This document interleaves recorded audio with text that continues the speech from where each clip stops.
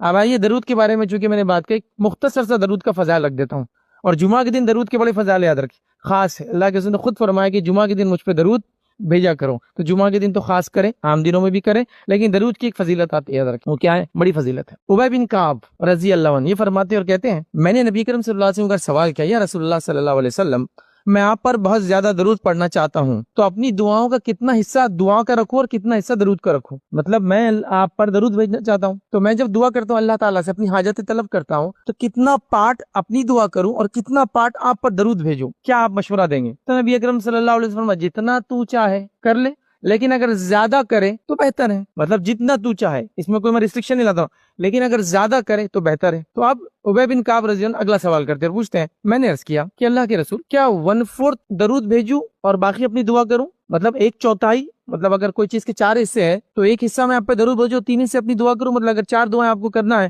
تو ایک درود ہے اور 3 دعائیں ہیں، تو کیا میں 1/4 درود بھیجوں اور یہ کروں؟ تو اللہ کے رسول صلی اللہ علیہ وسلم فرمایا، تو جتنا پسند کرے بہتر ہے، لیکن زیادہ کرے تو اچھا ہے۔ تو پھر انہوں نے اگلا سوال کیا، اللہ کے رسول آدھا بھیجو پھر، مطلب اگر 4 دعائیں کرنا ہے تو 2 درود اور 2 ہی دعائیں کروں،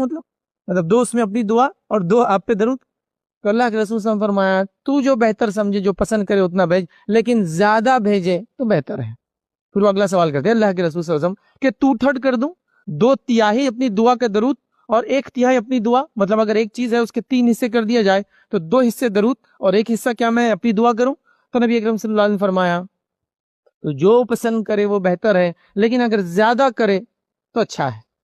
مطلب اس میں اور مزید اضافہ کرے تو اچھا ہے۔ تو فرماتے اللہ کے رسول صلی اللہ علیہ وسلم، میں اپنی اب دعا ہی نہیں مانگوں گا، میں صرف آپ پر درود بھیجوں گا جب بھی مجھے کوئی مسئلہ ہو تو نبی اکرم صلی اللہ علیہ وسلم فرماتے ہیں، اور آپ نے جب کہا کہ میں اپنی دعا کے بجائے صرف آپ پہ درود بھیجوں گا، تو آپ نے فرمایا، تو پھر تو تمہارے غموں کی کفایت کی جائیں گی اور تمہارے گناہ معاف کر دی جائیں گے، پھر تو تمہارے غموں کی کفایت کر دی جائیں گی۔ دعا انسان مانگتا ہے نا،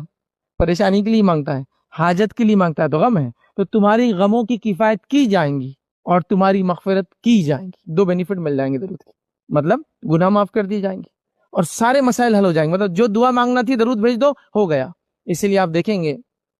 اہل عرب میں یہ خاص ہے، کوئی بھی چیز بھولیں گے، کوئی مصیبت آئیں گے، کچھ ہوں گی تو درود پڑھنا شروع کر دیں گے، دعا نہیں کرتے ہیں کبھی۔ اللہم صلی علی محمد، مثال کے طور پر آپ کسی عرب سے پوچھیں، ارے فلاں چیز کہاں ہے، اللہم صلی علی محمد وعلی آل محمد، وہ دعا درود شروع کر دیں گے، مطلب وہ دعا کر رہا ہے ایکچولی وہ، لیکن وہ درود کی شکل میں کر رہا ہے، اس حدیث کے ماتحت کہ میں اپنی دعا کیوں کروں، میں سیدھا درود بھیجوں گا تو میری غموں کی کفایت کی جائیں گے، میری مغفرت کی جائیں گے، تو میرے 2 فائدے ہو جائیں۔